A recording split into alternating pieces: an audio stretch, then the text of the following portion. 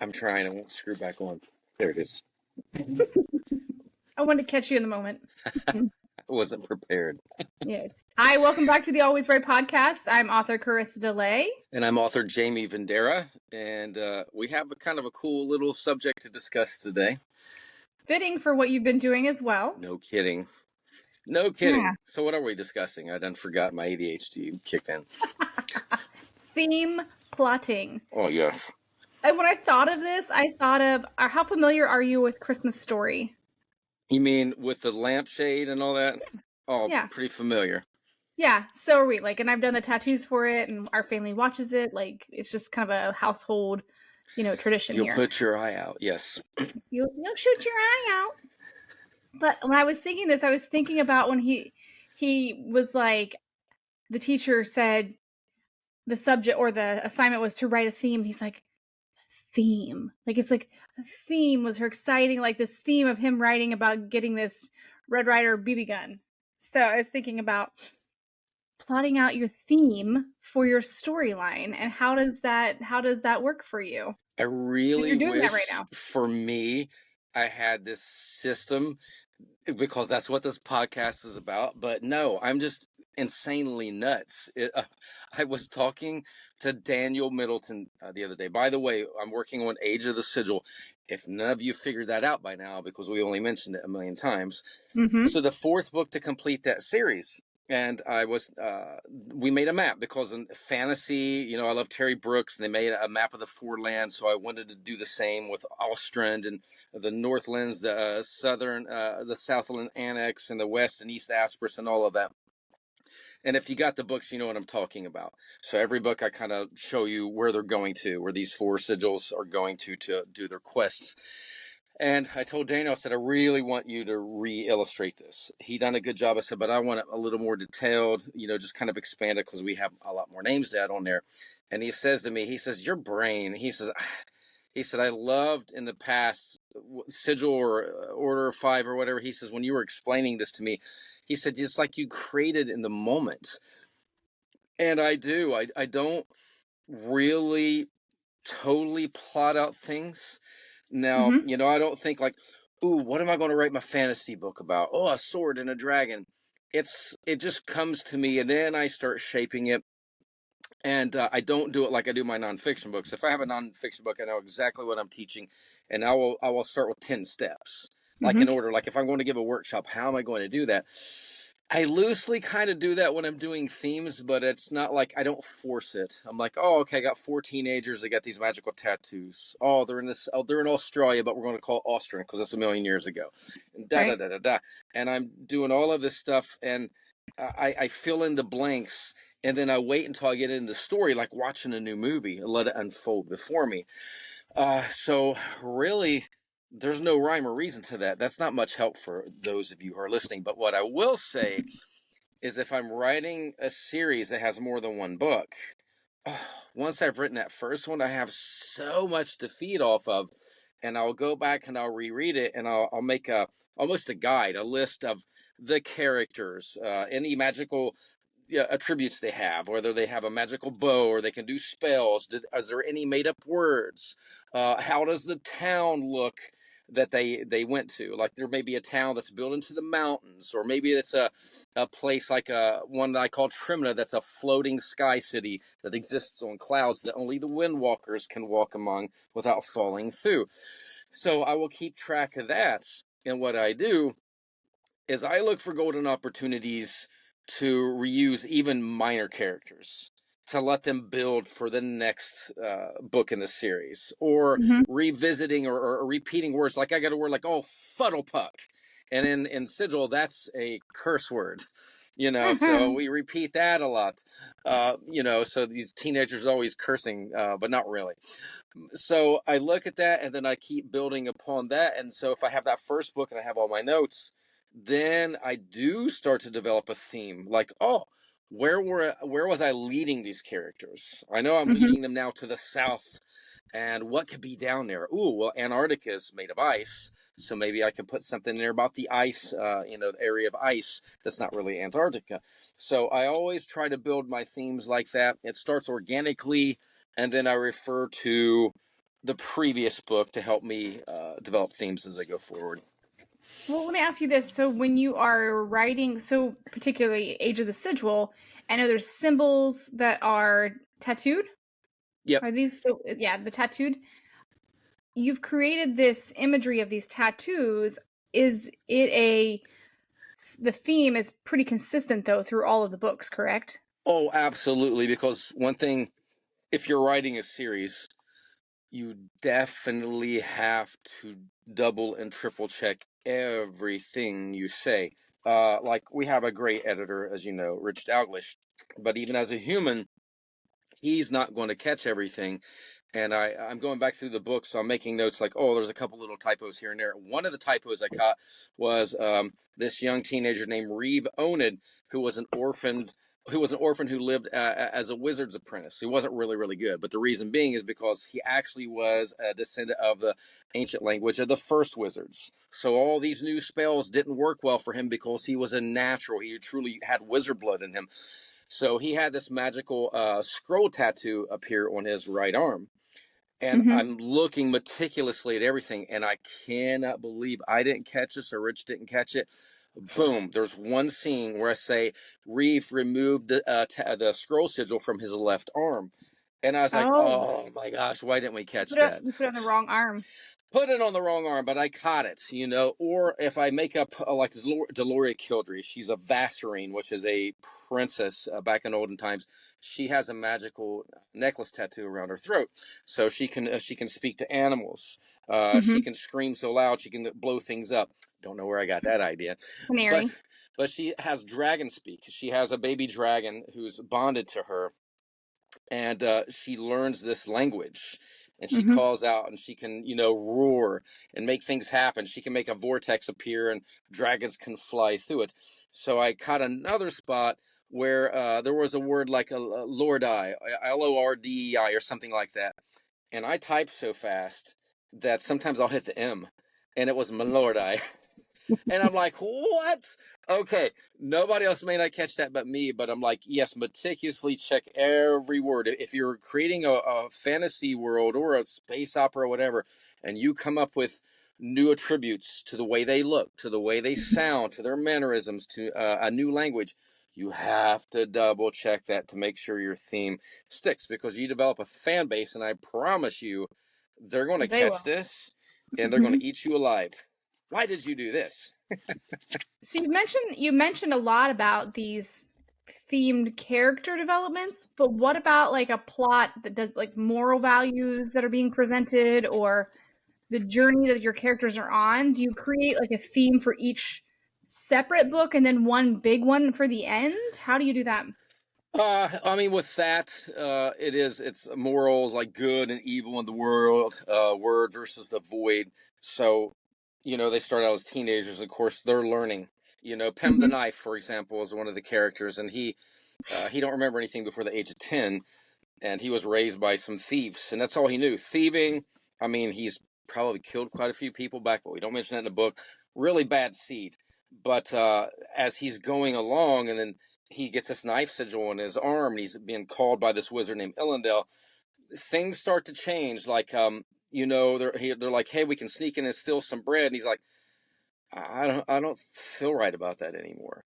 You know, so things are changing in him. Okay, that's cool. You know, we do it. I did the duology book, Phoenix Earth, and actually, Daniel and I was planning it. I was like, look, I want to talk about racism. I spent a year in Alabama as a child, and I remember this very vividly. It was the first time I really went to church, given a Bible, and it was a white family.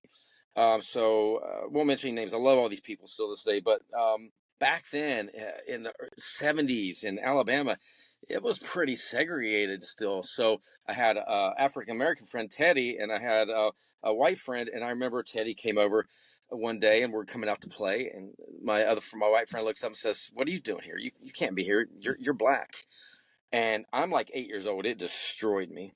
And I went home, and that boy came over later to apologize. I slammed the door in his face, and we made up later.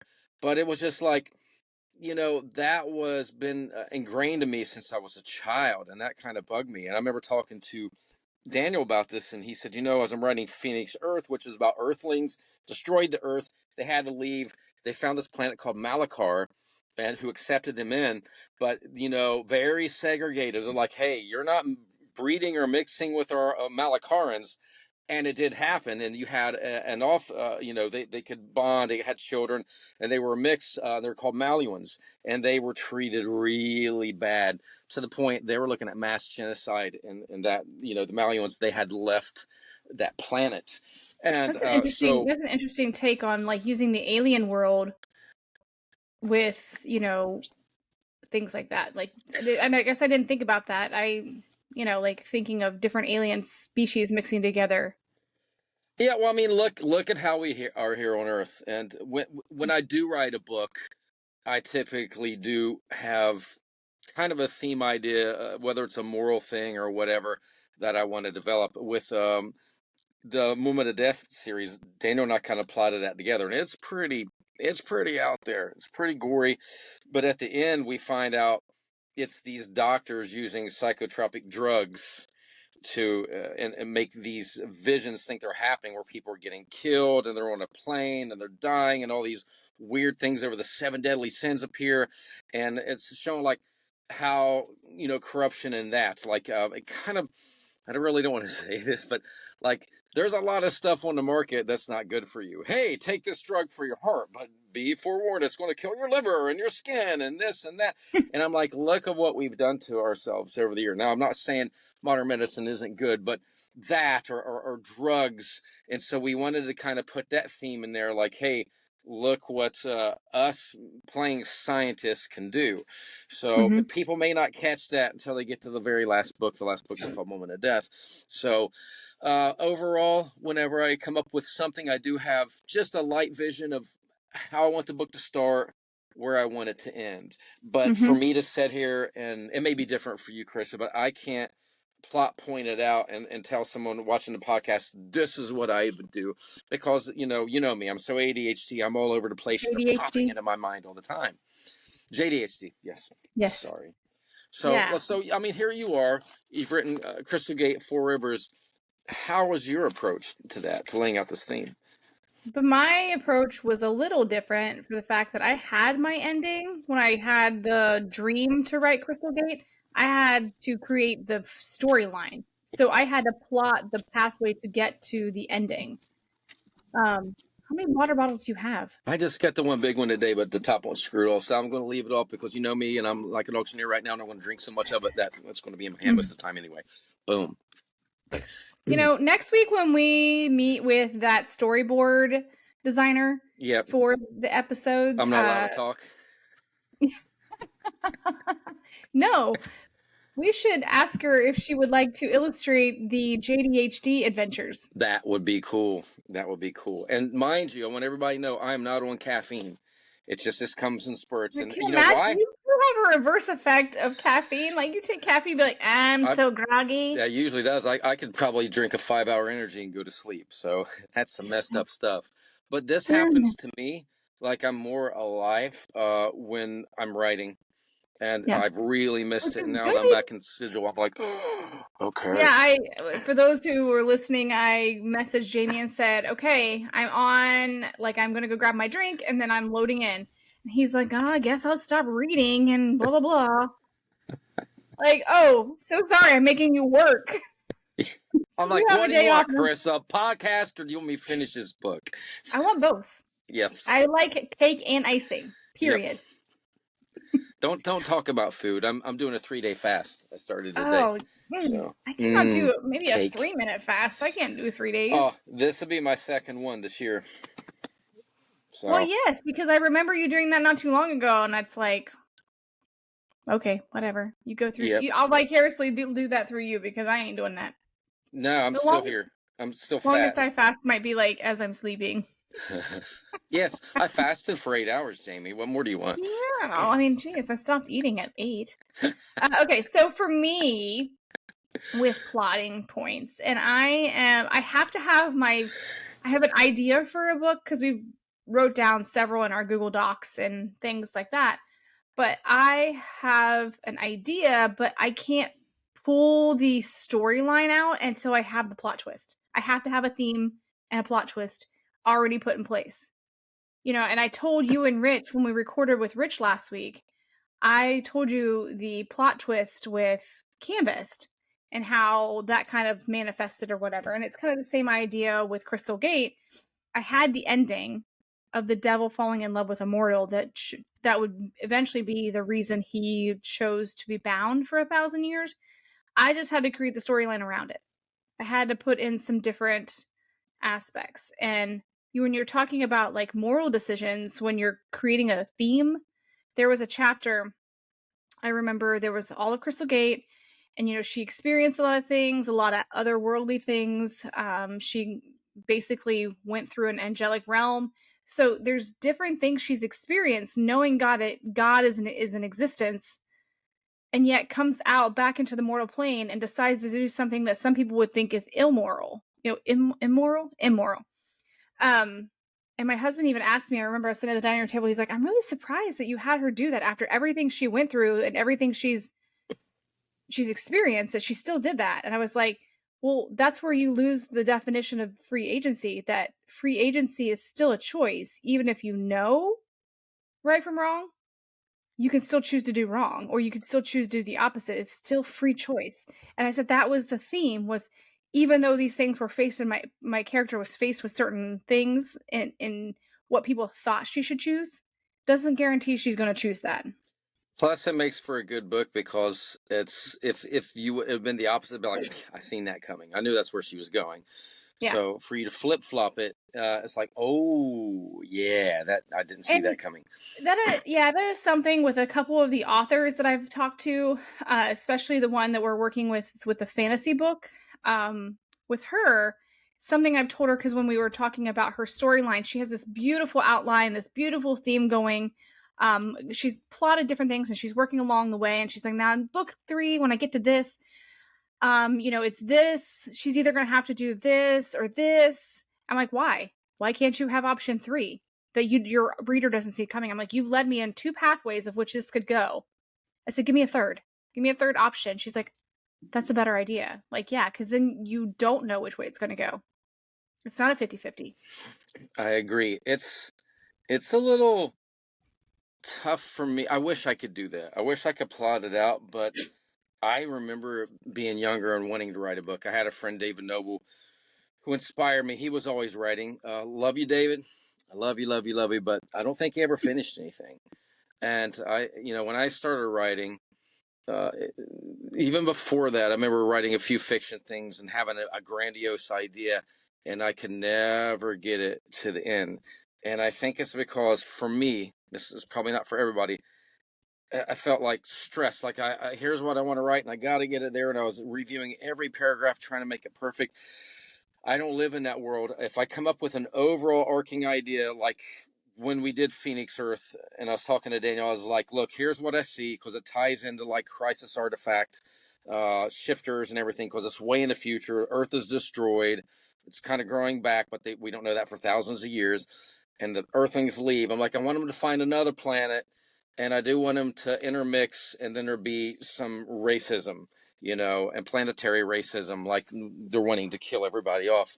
And he's like, oh yeah, that's a great idea. And that's as far as I knew.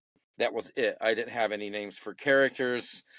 And that's another one I wouldn't mind even doing some other books and developing like a guide and going through the notes, because I created a language. There's, fruits like veluines that were in there, and I could see this fruit and almost taste it.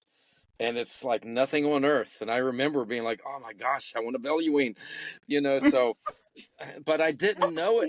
It's pretty good when you want something in your book that you can't have. I know. And I didn't even know it. It wasn't like plotting it. It was like, okay, here's the overall theme. We're leaving Earth, another planet. They hate us. We're coming back, and we also destroyed Mars before we did Earth. But hey, we may fix that in the future as well. So, and that was it. That's all I had, in fact, Daniel with Sigil, he came up with the name, because we started writing together. He's the Age of the Sigil, and my brain exploded, and we were supposed to be writing it together. Great name, by the way. He would do what?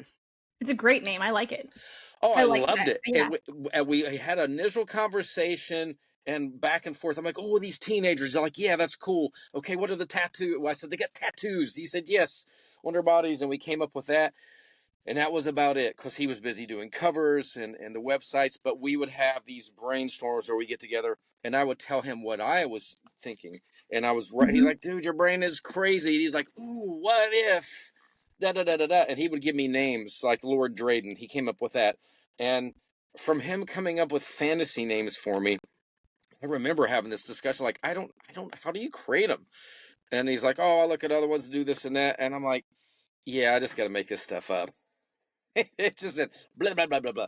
It starts coming out, but like I said, it's like I'm watching a movie I've never seen, and that's how I plot my themes, organically.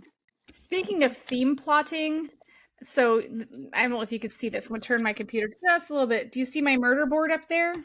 Yes, it's blurry, but yes, I see it. Is that for Canvas? No, it's for London. What? That's my mapping out of everywhere we're going, and I had to like create a murder board for it because it's like, oh, this one connects to this one. Here's where this one's going.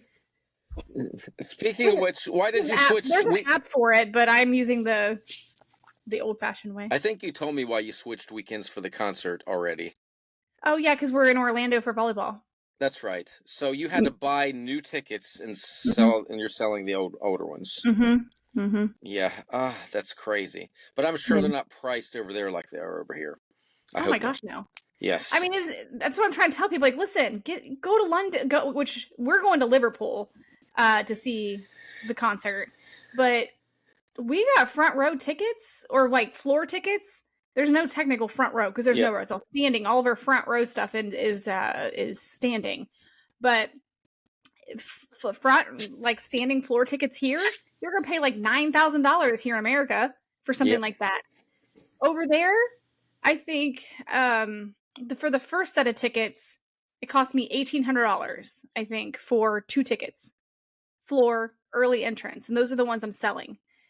Then I bought for the weekend before. Now that we're going in Liverpool, and those tickets were like maybe $1,400. Yep.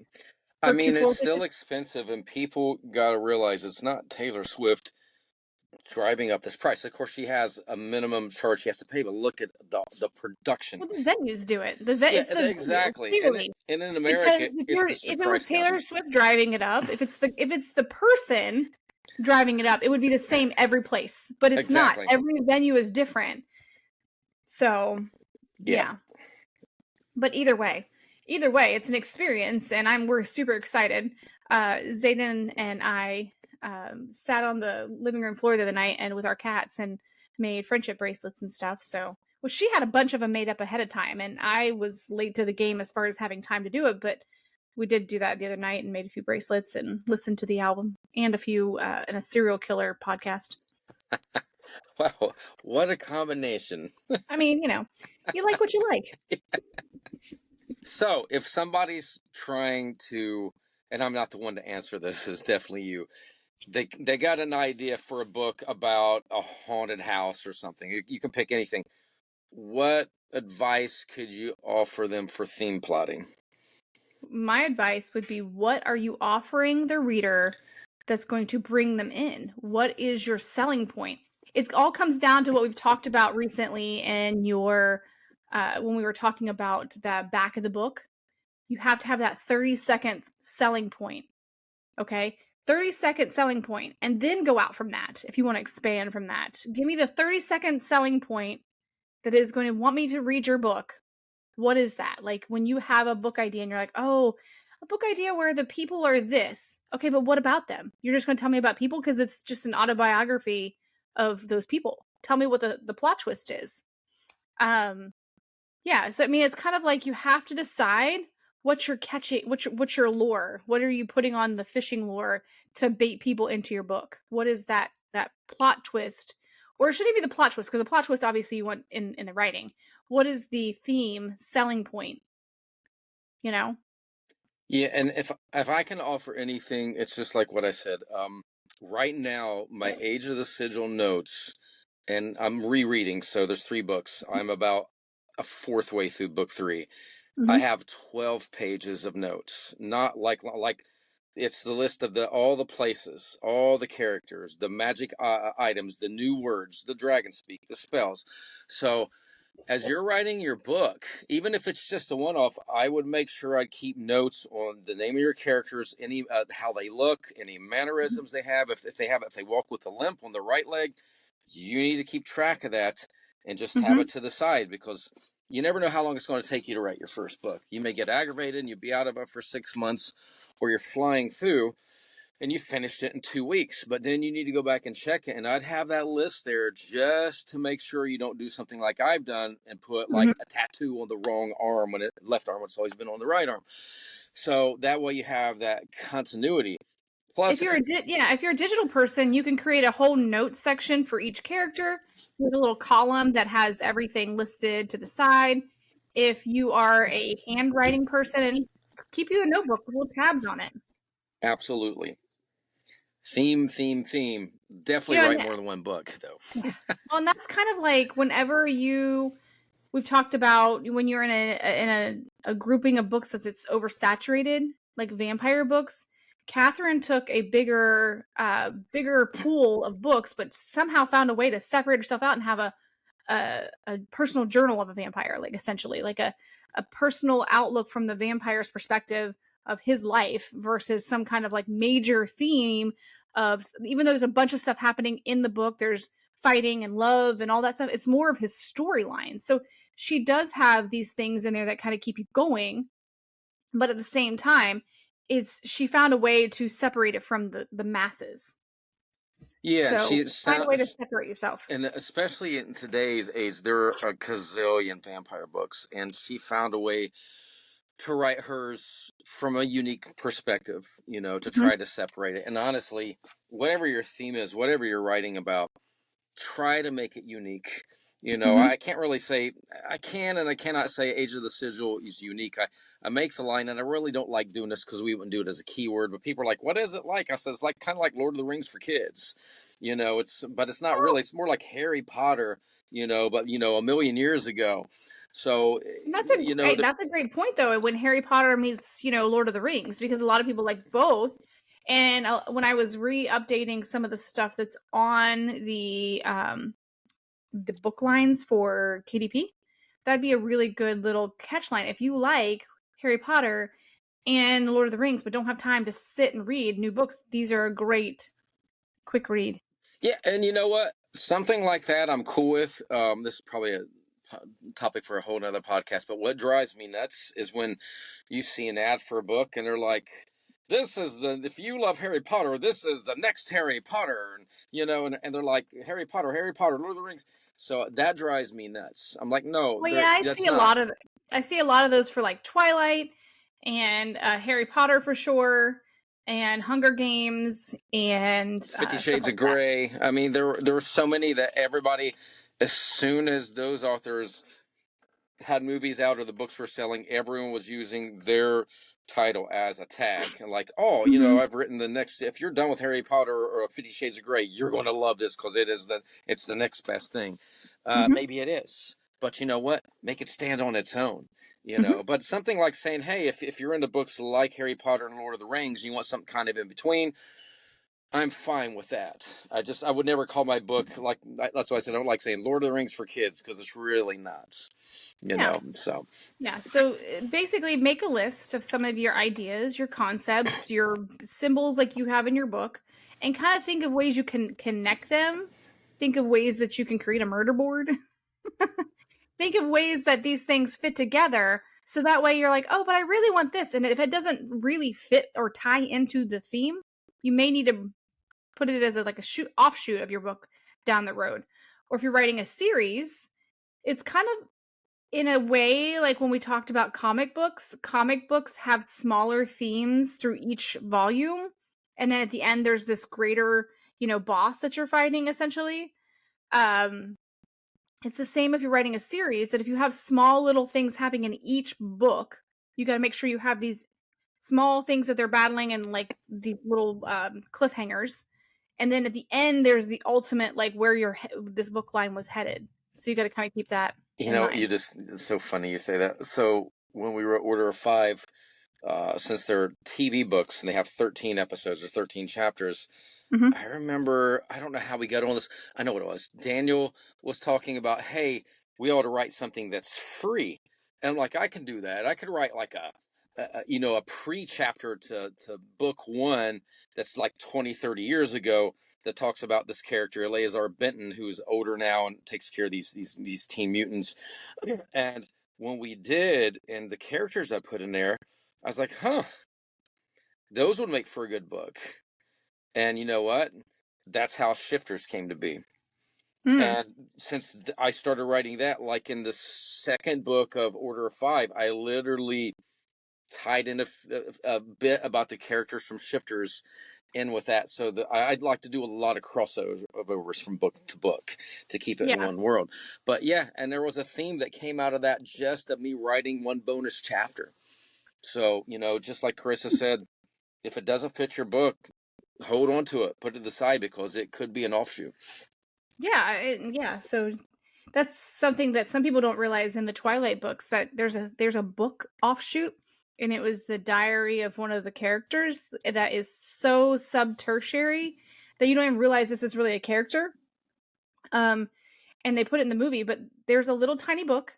It's oh my gosh, the character's name was Bree, but you get to see this innocent little vampire, like a young teenager, who's turned against her will, obviously, for this army she doesn't even want to fight in.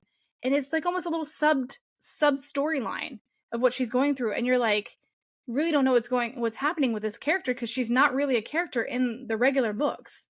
So it's pretty cool when Stephenie Meyer did that. I was like, oh, that's great. So I read it, and then my kiddo read it. It's really it's just a good idea. And I thought, well, that's kind of a cool idea to take one of your characters. Maybe they mention having a diary, or maybe they mention something small in a chapter, and then you write a whole separate system off of that one little line, that you don't even know what's, like, maybe there's a small conspiracy happening that this person just uncovers, and then you write a whole nother thing about that. Yeah, that's a great idea. Yeah, and fan fiction happens all the time. I ever wonder if she looks like, wow, why didn't I think of that, from Twilight? Or I remember, of course, it's even in film. I seen this thing about Snape when he was a teenager.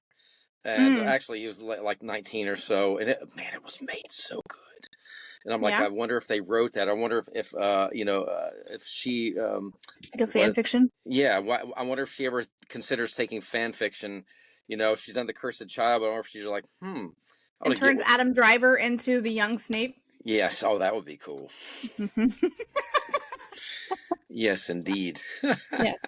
So, okay, basically remember that creating a theme takes time and experimentation with your characters and everything that you're having going on, making sure that it fits. So just kind of keep that in mind when you're developing it. That's what we're trying to get across. That you can either do it like JDHD and just chaotic and hope it works out. It does for me. Yes. And that's the beauty of this podcast, is you get two aspects. You get someone who has functioning ADHD that keeps it organized, and the other person, me, who's all over the place.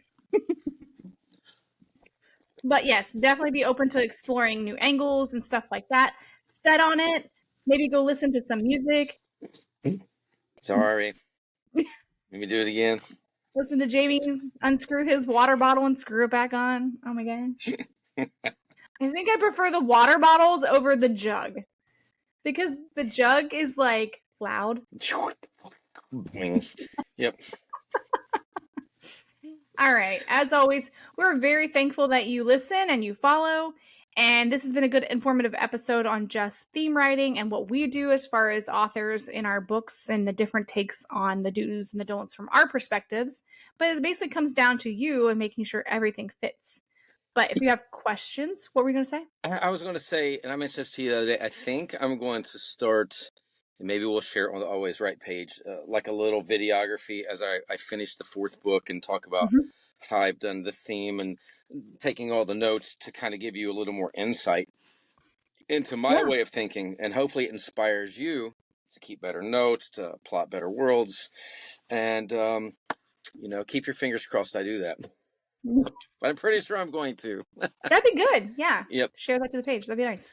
But if you have other questions about your themes or any other topics that we've had on the Always Right podcast, feel free to reach out to us at our email, which is always alwaysrightpodcast@gmail.com. Or you can click on our website. Woo! There was some lightning. Wow. Yeah. Well, so we have some severe storms in the area and like tornado warnings and stuff like that. And here on base, we have the sirens and they have the big voice that speaks over top of it. And they were saying something earlier. I don't know what they were saying. Ooh, I can hear it. yeah. Yeah. There's the thunder. Oh, I just had him. Broadcast. Alert. Yes. Thunderstorms warming in effect until 11:15 p.m. That's like 45 minutes. Okay. No, Well, it's I probably- not really, because holy crap. that would be 12 hours and 45 minutes. Oh, no. 11, You just said 11 p.m. 11:15. Oh, a.m. There we go. Here. Yeah. But it says Attention to destructive- detail. Listen, 80-mile-an-hour winds. What?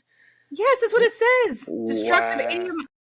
Holy crap. Take shelter in sturdy building away from windows. Flying debris may... What the flip? All I can say is make sure that this podcast downloads, because that's the most important thing. No, I didn't say Jesus. This may be my last episode. Load it up. All right, back on track. So All if you want to find any episodes or find out where you can listen to us or stream us, you can go to www.alwaysrightpodcast.com. Click on all those little icons right there. And you can also check out some of our books that we've talked about that are on there for Jamie or I or any of our other authors on Vendera Publishing. So thank you for listening. As always, this is author Carissa DeLay. I'm author JDHD, and we'll see you in the next podcast. Thank you for listening.